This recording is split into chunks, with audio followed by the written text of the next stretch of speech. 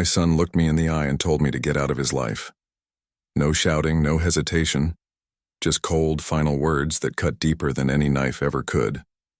I stood there, frozen, wondering how the boy I had raised, the boy I had worked myself to the bone for, could throw me away so easily. At that moment, I didn't argue. I didn't beg. I didn't even let him see me cry. I just nodded, turned around, and walked out of the house without looking back. But what he didn't know was that my quiet exit was only the beginning. For years, I had been saving, investing, building a future not just for myself, but for him. And now all that money, all those sacrifices, all those sleepless nights were mine to control. And I knew exactly what I wanted to do with them. I sold everything, donated most of what I owned to causes that actually mattered, and left behind a legacy that would shake his world to its core. I wanted him to feel the weight of what he had lost, but also to see the man I truly was. Someone who believed in giving, in building, in leaving this world better than I found it. When he finally discovered the truth after I was gone, it wasn't just an inheritance he received. It was a challenge, a test of character, a chance to become the man I had always hoped he'd be. I may have walked out of his life that day, but the lesson I left behind would stay with him forever, forcing him to decide what kind of person he truly wanted to be. I was never a rich man by choice, but I knew the value of every dollar I earned. My mornings began before the sun rose, the quiet stillness of dawn my closest companion as I sipped bitter coffee and packed my worn leather lunchbox. My hands were calloused from years of labor. My back ached from carrying more than just heavy loads. I carried dreams, hopes, and the weight of a future I wanted to give my son. I lived in a modest house, nothing fancy, but everything in it had a story. The creaky floorboard near the kitchen was from the day I rushed to fix a broken pipe myself because we couldn't afford a plumber. The old wooden table had scratches from when Julian was little, carving shapes with a butter knife despite my warnings. Every mark, every corner of that house was a memory, a testament to the years I spent building a life from almost nothing. I wasn't perfect, but I was present. I made sure my son never went to bed hungry, even if it meant I skipped dinner. Julian had been my pride from the moment I held him. I worked long shifts to pay for his schooling, for the guitar lessons he begged for the shoes he wanted so he wouldn't feel left out among his friends.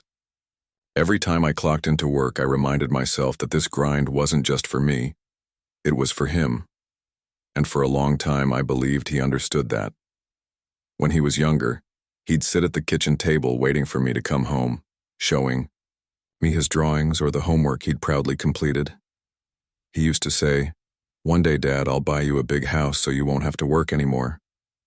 I would smile and tell him I didn't need a big house, just his love and respect. As the years passed, something shifted. Maybe it was the friends he kept. Maybe the world around him made him believe my simple ways were outdated. Maybe I just didn't know how to connect with him anymore. He went off to college, and though I paid for every semester without complaint, our conversations grew shorter, more strained. He started speaking to me like I was an obligation, something to check off a list. I tried to understand. After all, every young man wants to find his independence, but I never imagined he would grow to resent me. My evenings were quiet. After work, I'd sit in my favorite chair by the window, reading the newspaper or going over my notes on investments. It was my little secret that I had been putting money away for decades. Not just savings, but stocks, a retirement plan, and even a small portfolio of properties I had carefully managed. I never flaunted it, never mentioned it to Julian because I wanted him to grow up valuing hard work, not waiting for an inheritance. I believed that if he saw me living modestly, he would learn humility, gratitude, and strength. Our town was small, the kind of place where everyone knew everyone else's business. The neighbors would wave as I trimmed the hedges, and I'd spend weekends fixing things around the house, repairing what was broken instead of replacing it. There was a certain pride in that, knowing that I could rely on my own two hands to keep things running. On Sunday mornings, I'd head to the diner on Main Street for breakfast, where the waitress always knew my order: black coffee, eggs, over easy rye toast. Sometimes Julian would come along when he was younger, swinging his legs under the booth, asking questions about everything he saw. Those were the moments that made me believe I was doing everything right. But time has a cruel way of showing you what you've missed. When Julian started working his first real job, I thought it would bring us closer. Instead, it seemed to create distance. He looked at my old truck with embarrassment, at my clothes with quiet judgment, at my simple life with a kind of disdain he never voiced outright. At least not until the night everything changed. I wasn't blind to the signs. The way he sighed when I gave him advice, the way he avoided eye contact when I asked him to sit down and talk. I kept telling myself he'd come around. That once he saw how much I cared, how much I had done for him, he would realize the depth of my love. But deep down I knew I was losing him. The house felt different those days too. Colder. The walls that had once echoed with laughter now stood silent.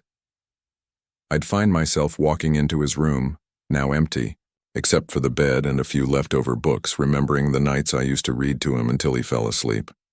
I remembered patching up his knee after he fell off his bike, teaching him how to tie a tie for his first school dance, holding him when he cried after his first heartbreak. All those moments were still fresh for me, but for him, they seemed to have faded away. There was one thing I always told myself: no matter what happened, I would never stop loving my son.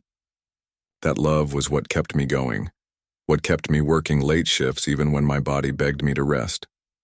But love can be a lonely thing when it's not returned. I'd sit alone at the kitchen table some nights, staring at the chair across from me, imagining what it would feel like to have him sit there again and talk to me like he used to. I was not a man of many friends, not because I didn't want them, but because I poured everything I had into being a father. My world revolved around making sure Julian had more than I ever did. My coworkers knew me as reliable, steady, maybe a little quiet, but always willing to lend a hand. They didn't see the weight I carried home with me, the worry that I was failing the one person who mattered most. I told myself that if I just kept working, if I just kept being there, things would get better. I'd save up enough to retire early, maybe take Julian on a trip somewhere, just the two of us like we used to do when he was little. Maybe that would remind him of who we used to be. Maybe that would make him see me again. Not just as some man taking up space in his life, but as his father, his friend, his biggest supporter. But the truth was, I was running out of time. My hair had turned gray, my knees ached more than ever, and I could feel the years catching up with me. I had built a life around the idea of passing something meaningful on to my son, but I didn't know if he would even want it. Still, I couldn't stop preparing. Every document I signed, every decision I made was with him in mind. It was all for Julian, even when it felt like he didn't care. The night it happened was quiet, too quiet. I had just come home from work, tired, but hopeful that maybe Julian would stay for dinner.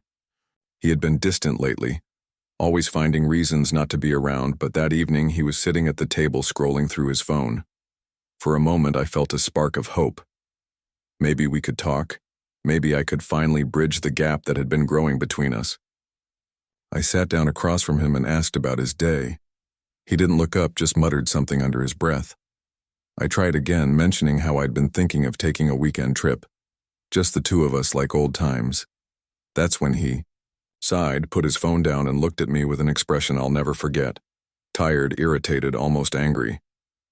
"Dad," he said, his voice sharp and cold. "I can't keep doing this. I can't keep pretending everything's fine when it's not. You don't get me. You don't get my life. Honestly, you need to get out of my life." At first, I didn't understand what he meant. Get out? Was he joking? I stared at him, my heart pounding in my chest. "What are you talking about?" I asked quietly. He leaned back in his chair and shook his head like he'd been holding this in for months. "You've done your job. You raised me. You gave me what you could. But I don't need you anymore. I need space. I need to live my own life without you breathing down my neck. You just don't fit into it anymore." I felt the air leave my lungs. This was my son. My Julian. The little boy who used to climb into my lap and ask me to read him stories. And now here he was, telling me I no longer belonged. The kitchen suddenly felt colder, like the very walls were closing in. I could hear the hum of the refrigerator, the ticking of the clock, every sound magnified in the silence that followed. I wanted to fight back, to tell him how much I had sacrificed, how much I had given up so he could have everything. I wanted to remind him of the nights I stayed up sewing holes in his shoes because I couldn't afford new ones at the time, or the times I skipped meals so he could eat. But the words wouldn't come. All I could do was nod slowly, my throat tight, and say, "If that's what you want." Julian looked relieved, like a weight had been lifted from his shoulders, and that hurt more than the words themselves. He got up, grabbed his keys, and walked out the door without looking back. I sat there for a long time after he left, staring at the empty chair, wondering where I had gone wrong. Over the next few days, we barely spoke.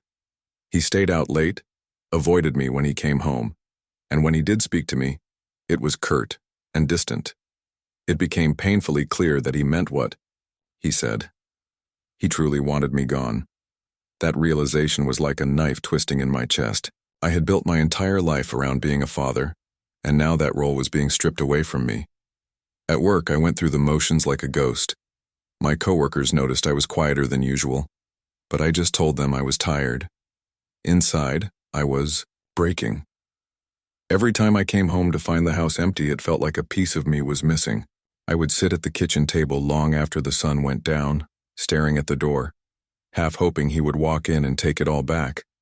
But he never did. One evening, I overheard him talking on the phone in his room. His voice was casual, even cheerful, as he told someone that he couldn't wait to get his own place and not have to deal with the old man anymore. The words stung, but they also made something in me shift. If he wanted space, if he wanted me out of his life, then I would give him exactly what he asked for, but I would do it on my terms. I began to withdraw quietly, packing up my personal belongings when he wasn't home, making calls to lawyers and financial advisors, setting things in motion. I didn't tell him what I was doing, didn't argue, or plead. I simply prepared. Every night as I sat alone, I thought about the kind of legacy I wanted to leave behind. If my son wanted me gone, I would make sure that when I left, I would leave something behind that he couldn't ignore, something that would force him to think about who he was and what kind of man he wanted to be. It wasn't about revenge. It was about making sure that the years I had spent working, saving, and sacrificing weren't wasted. I wanted my departure to mean something, to teach him one last lesson, not through lectures or arguments, but through action. The more I thought about it, the more determined I became. I sold off small assets first, then bigger ones, quietly liquidating parts of my portfolio. I began donating to charities that mattered to me, organizations that helped struggling, families, funded education for underprivileged kids, and supported causes I knew would make the world better. Each donation felt like a small piece of my heart being put to good use. There were moments when I hesitated, wondering if I was doing the right thing. Part of me still longed for Julian to come home one night, sit across from me, and apologize. Part of me wanted to believe that we could fix things, but the other part knew that waiting for that day might mean waiting forever. I realized that my life couldn't revolve around waiting for someone else to see my worth. If Julian couldn't see it now, maybe he would see it later, after I was gone, after he was forced to confront the choices he made and the man he had become. The conflict was no longer just between me and my son. It was inside me, a battle between holding on and letting go, between clinging to what I had lost and creating something meaningful out of the pain. And in the end, I chose to act. I chose to turn my heartbreak into something that might one day open my son's eyes. The first night after I decided to go through with my plan was the hardest.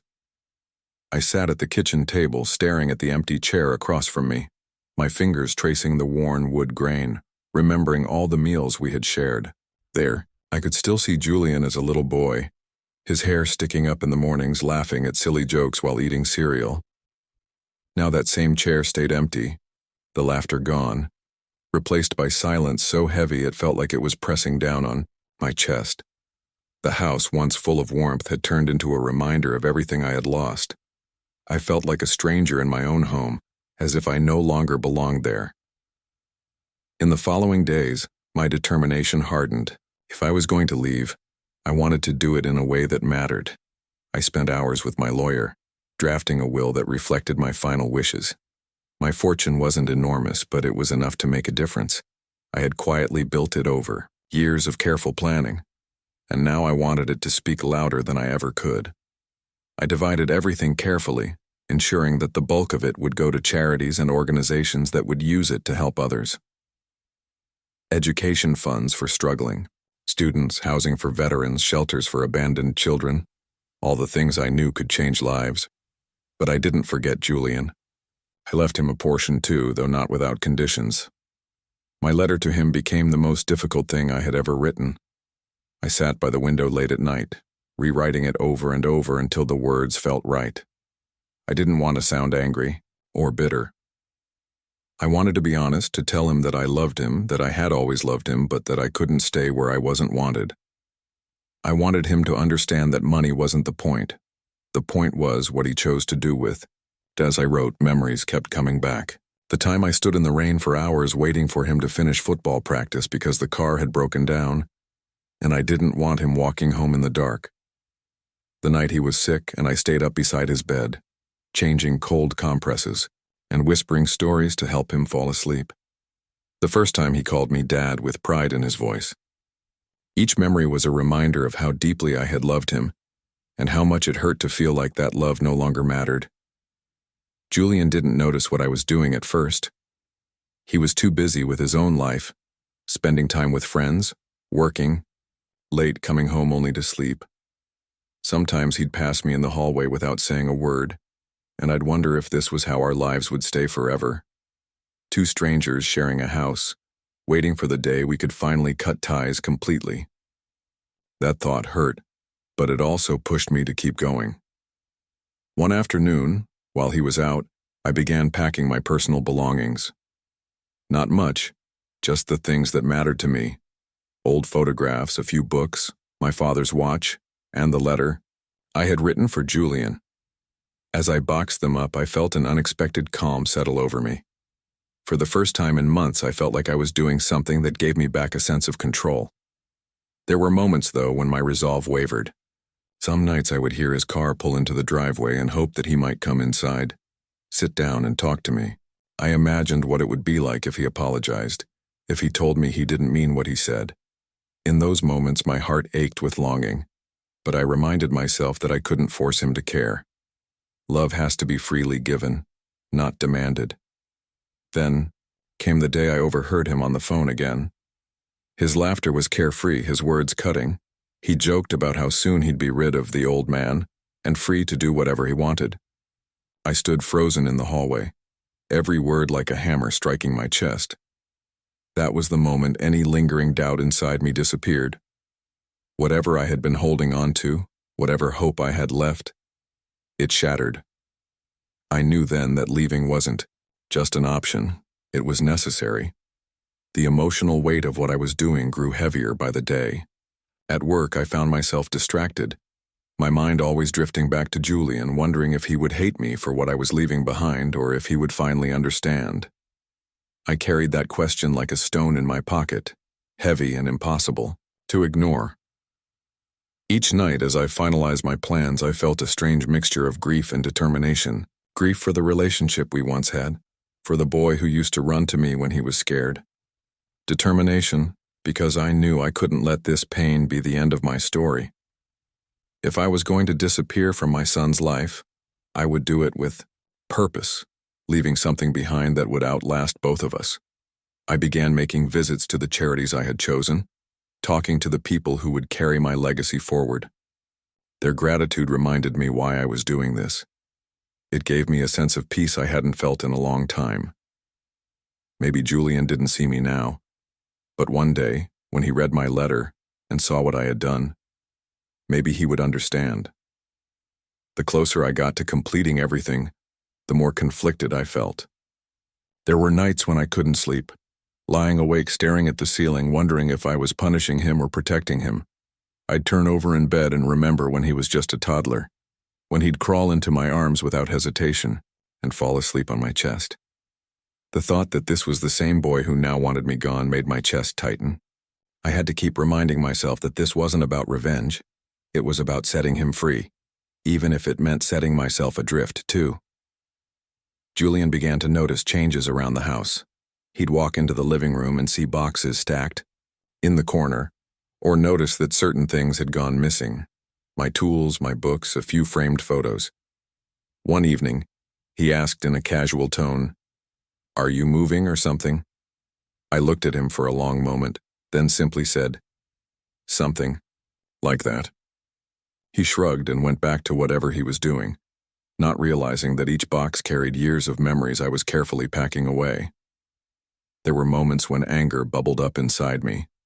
I'd catch myself gripping the edge of the kitchen counter until my knuckles turned white, thinking about the way he had dismissed me, how easily he had told me to get out of his life. I had given him everything and he couldn't even spare me a little kindness.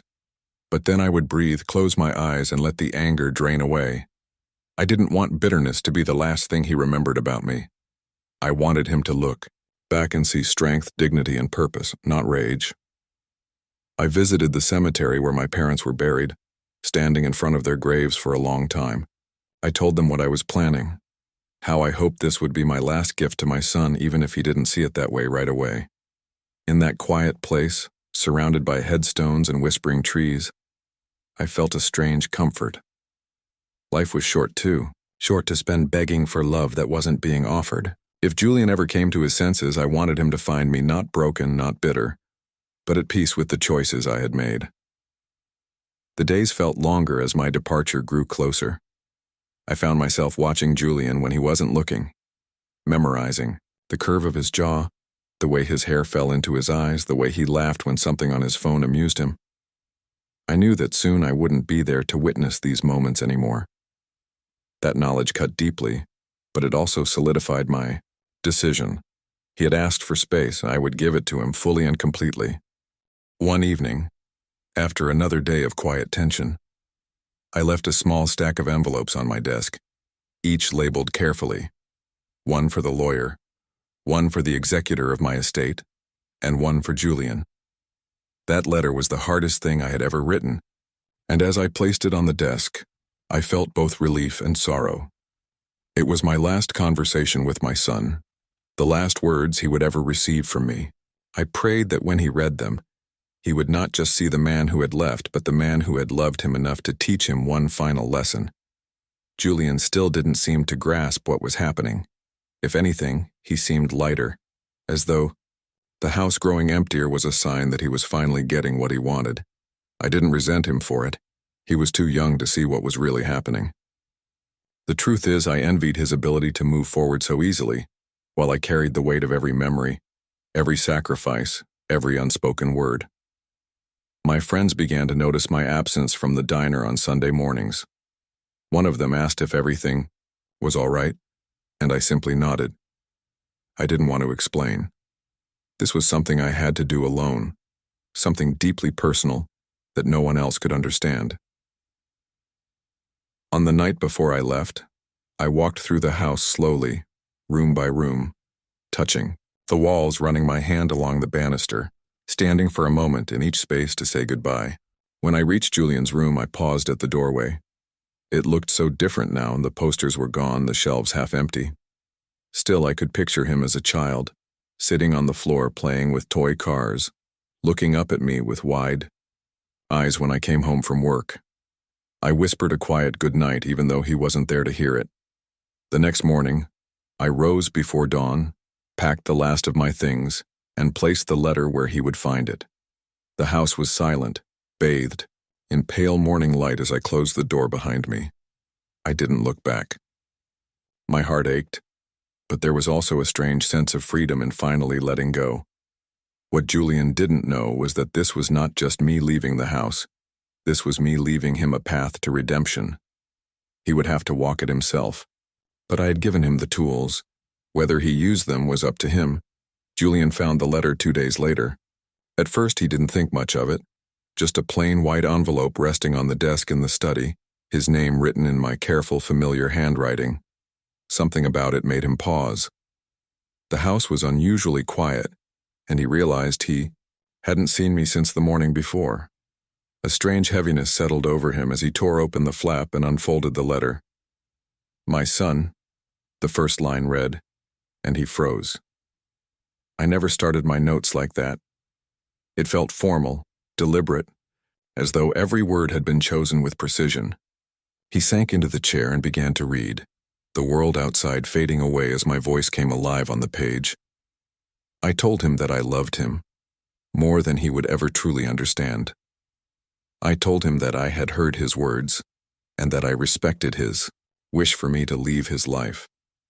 I explained how I had quietly begun putting my affairs in order, selling my assets, donating most of what I owned to causes I believed in. I told him about the scholarship funds I had established in my parents' names, the food banks that would be stocked for the next year because of our contributions, the homes that would be built for veterans who had none. I wrote that I didn't do this to punish him, but because I wanted the sacrifices of my life to mean something, to ripple outward and touch lives beyond our own. Then I came to the part that made him set the paper down and stare blankly at the wall. I left him an inheritance, not everything, but enough to change his life. But there was a condition. Before he could access any of it for himself, a large portion had to be used to fund a community project of his choice. He had to be the one to oversee it, to choose where the money went, to see the faces of the people. It helped. Only then would the rest of the funds be released to him. Julian's hands shook as he continued reading. My words were calm, but there was an unmistakable weight to them. I told him I wanted him to learn what I had learned, that wealth was a tool, not a trophy, and that its true power was in how it could lift others. I reminded him of the little boy he used to be, the one who had once told me he wanted to grow up to help people like superheroes do. I wrote that somewhere along the way we both had lost sight of that dream, but that maybe this was our chance to find it again, even if I wouldn't be there to see it. When he finished reading, he sat there in silence, the letter trembling in his hands. A lump formed in his throat, and for the first time in a long while, tears pricked at his eyes. He hadn't expected to feel this way. He thought he'd feel relieved when I was gone, free of what he saw as my judgment, my presence, hanging over him. Instead, he felt hollow. The quiet house didn't feel liberating. It felt empty. He stood and wandered through the rooms, noticing the absence of my belongings. The old watch that usually sat on the dresser was gone. My boots were no longer by the door. The house didn't just feel quiet. It felt abandoned. Memories crashed over him. Me teaching him to ride a bike in the front yard, patching up the scraped knee afterward, the smell of coffee and pancakes on Saturday mornings, the sound of my laugh echoing through these very walls. He sank onto the couch and buried his face in his hands. Later that evening, Julian drove to the lawyer's office, letter in hand. The lawyer explained the terms of the will, confirming everything I had written. Julian sat there stunned as he learned the full extent of the fortune I had built. It wasn't millions, but it was far more than he ever imagined I had. He couldn't believe that the man he had dismissed as living a small life had been quietly building something so substantial. That night, Julian returned home and sat at the kitchen table, my chair this time. He read the letter again, tracing the words with his finger. For the first time, he allowed himself to think about why I had done it this way. It dawned on him that this was not about control, not about one last attempt to dictate his choices, but about giving him a chance to grow into the man I had always believed he could become. The next morning, Julian visited the community center in town. It was old, rundown, and struggling to keep its doors open. He spoke with the director, listened to the volunteers, and saw the faces of children who came there after school for a safe place to play and learn. Something inside him shifted. For the first time in years, he thought about more than himself, about how much impact he could have if he took this seriously. As days turned into weeks, Julian threw himself into the project. He used the funds I had left to repair the building, buy new equipment, and create programs that would help kids learn skills and stay out of trouble. At first, it felt like just an obligation, something he had to do to access the rest of the money, but somewhere along the way, it became something more. He started staying late, organizing events, talking to parents, raising additional donations on his own. One evening, after locking up the center, he sat in his car and looked at my letter again. The tears came freely this time. "You knew," he whispered to the empty seat beside him.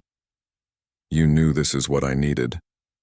The revelation hit him fully then. This was never about money. It was about him finding himself again. It was about reconnecting with the boy who once dreamed of helping people, the boy I had raised to be kind and strong. He realized he had been running from me because he saw in me everything he wasn't living up to, and instead of facing it, he had pushed me away.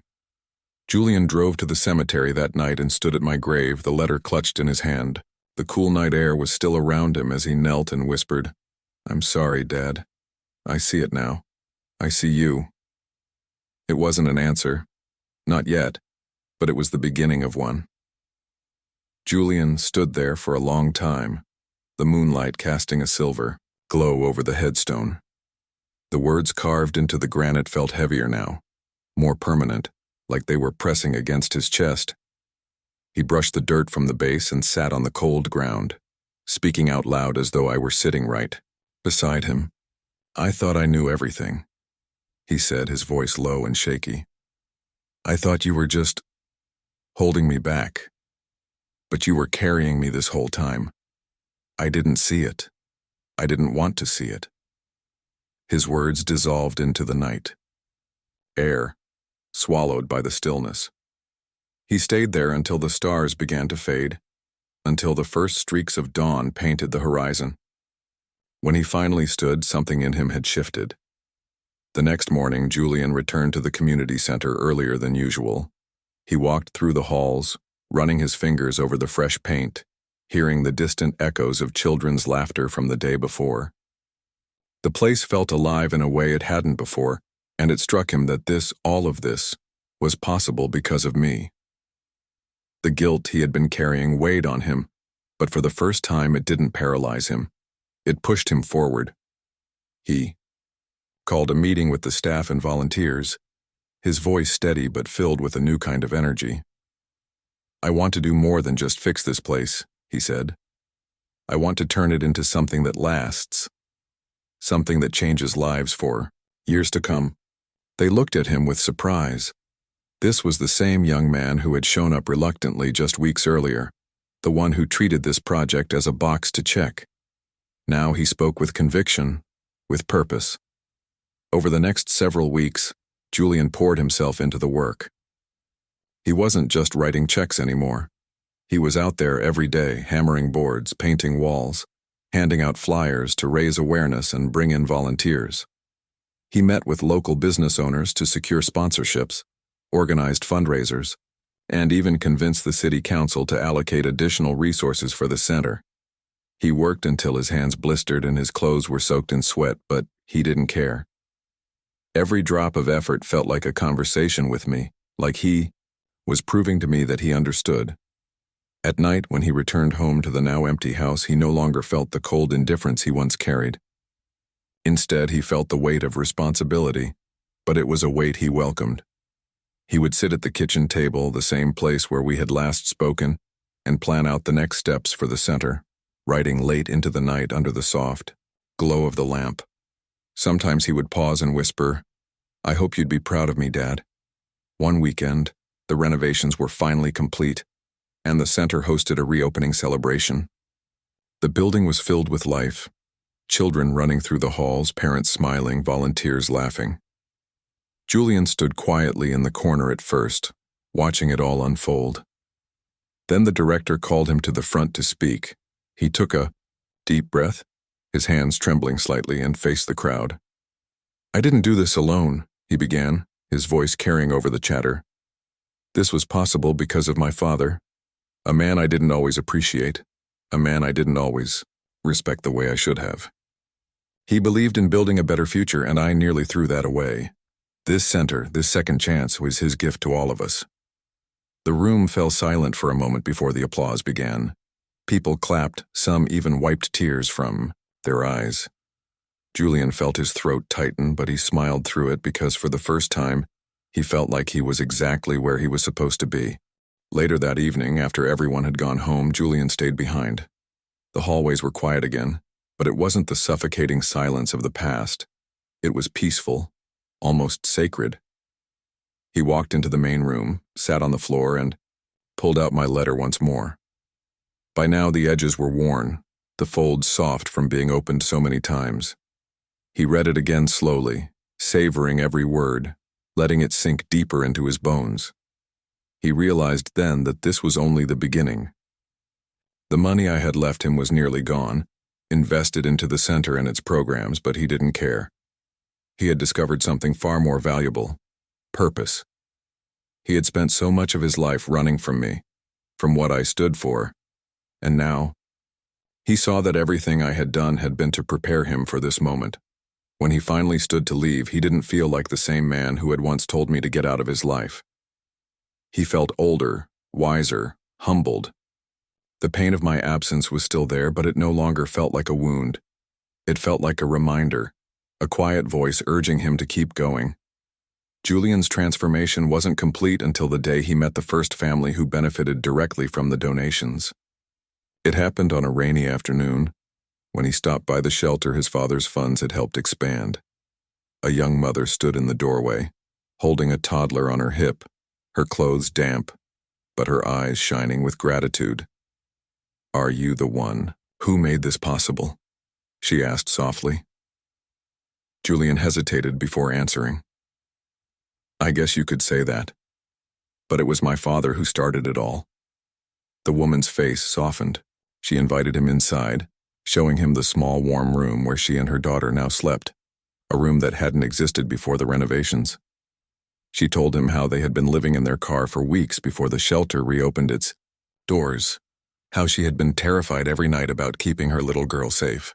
"You saved us," she said simply, tears slipping down her cheeks. Julian stood there in silence, overwhelmed. It was the first time he truly saw the human face of what his father's legacy had done. The guilt that had been gnawing at him all, this time suddenly collided with something new: pride. His chest tightened not with pain this time, but with the weight of responsibility. "I didn't save you," he said finally, his voice low, "but I'll make sure we save a lot more people like you." When he left the shelter, the rain had stopped, and the clouds had broken just enough for a single shaft of sunlight to fall across the parking lot. He stood there, letting it warm his face, and felt a strange peace wash over him. It was as if his father was there with him, nodding in quiet approval. In the weeks that followed, Julian's commitment grew stronger. He started hosting community events at the center, job fairs, tutoring programs, health clinics. The work consumed him, but it was the kind of exhaustion that left him fulfilled, not empty. Every time a parent thanked him or a child smiled at him, he felt closer to me, as though with each act of kindness he was repairing the bridge he had once burned. One evening, long after everyone had gone home, Julian stayed behind to finish some paperwork. The building was silent except for the hum of the lights overhead. He pulled out my letter again, by now nearly falling apart, and read it one more time. This time, he didn't cry. Instead, he smiled. A small, bittersweet smile that spoke of acceptance. "You were right, Dad," he whispered into the empty room. "You were right about everything." That night he went home and stood in front of the mirror for a long time, seeing not just his own reflection but also hints of mine. The same tired eyes, the same determined set of the jaw. For the first time he felt proud of that resemblance. Soon after, he made a decision that would mark the final step in his transformation. He legally renamed the community center after me. The announcement was made at a small ceremony, attended by neighbors, volunteers, and families whose lives had been changed by the work done there. When the new sign was unveiled, reading, "The Connor Foundation Community Center," the crowd broke into applause. Julian stepped up to speak, his voice steady and clear. "This place isn't just a building, it's a promise.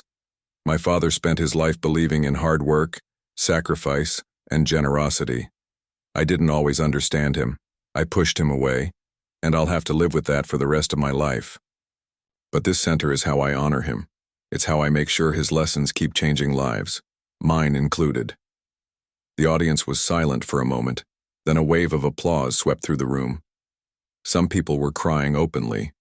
Julian stepped back, his heart hammering in his chest, but for the first time it wasn't from guilt, it was from pride. That night he returned to the cemetery. The grass was wet with dew, and the air smelled of rain. He knelt before the headstone and placed a small photograph of the new sign against it. "I kept my promise," he said softly. "Your name will live on. Not just here, but in every person this place helps.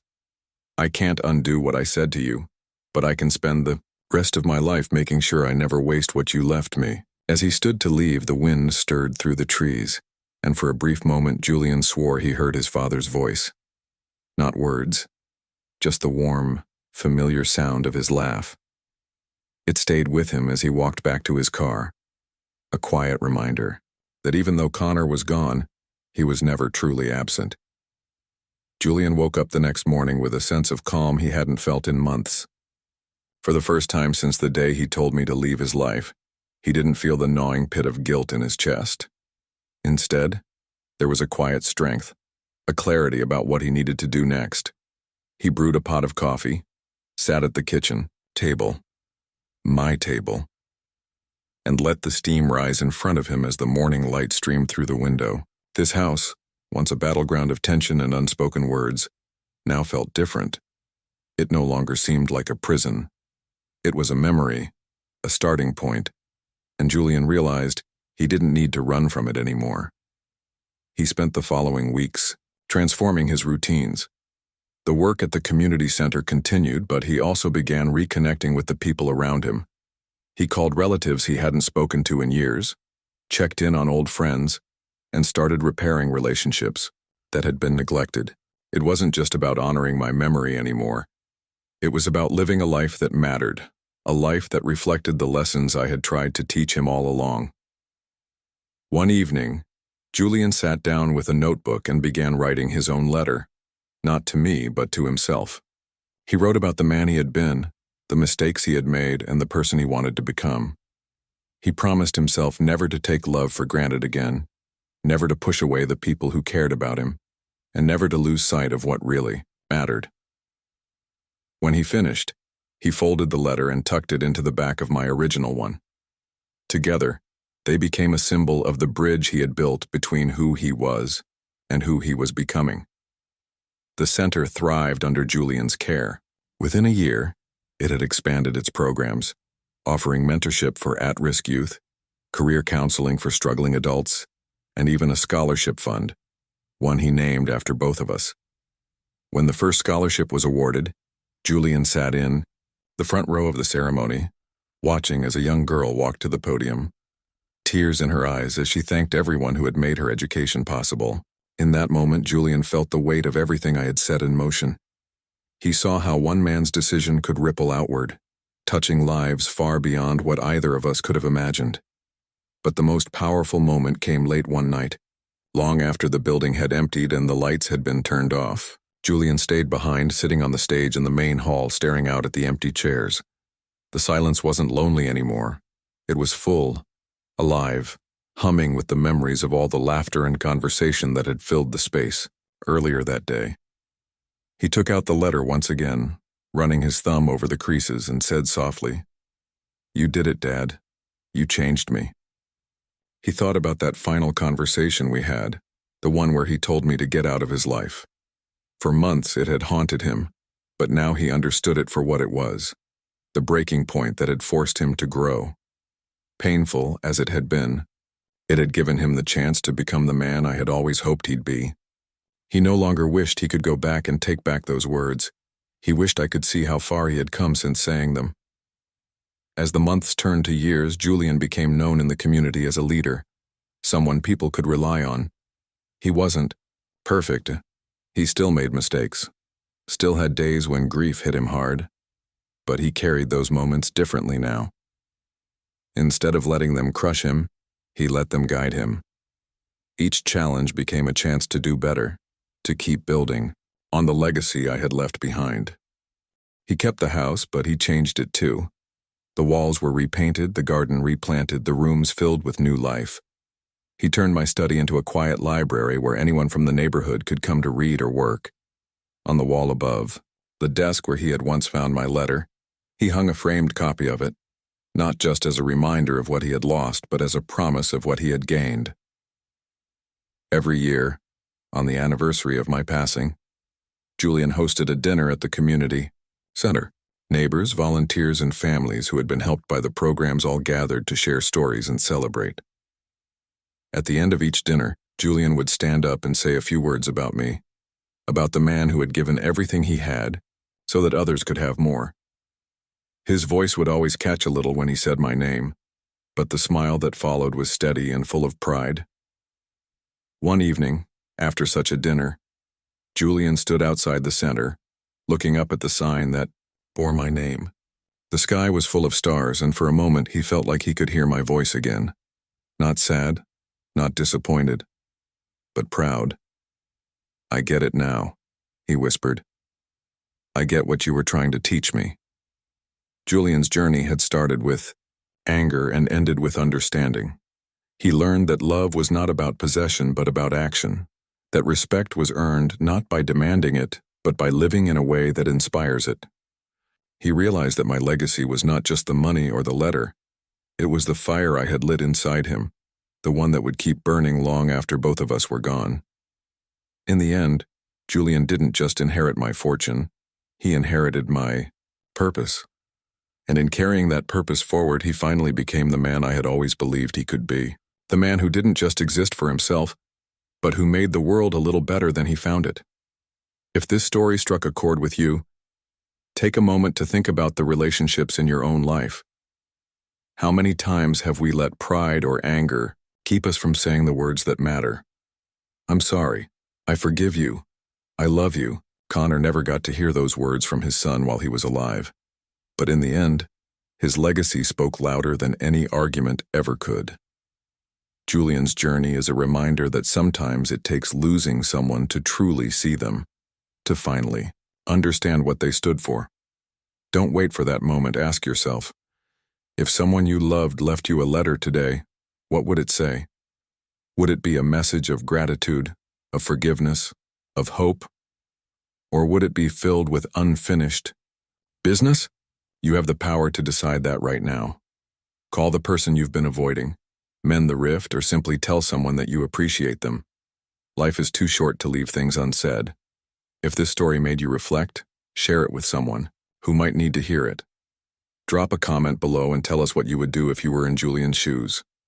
Would you rise to the challenge your loved one left you, or would you struggle to forgive yourself? Your stories inspire others more than you know.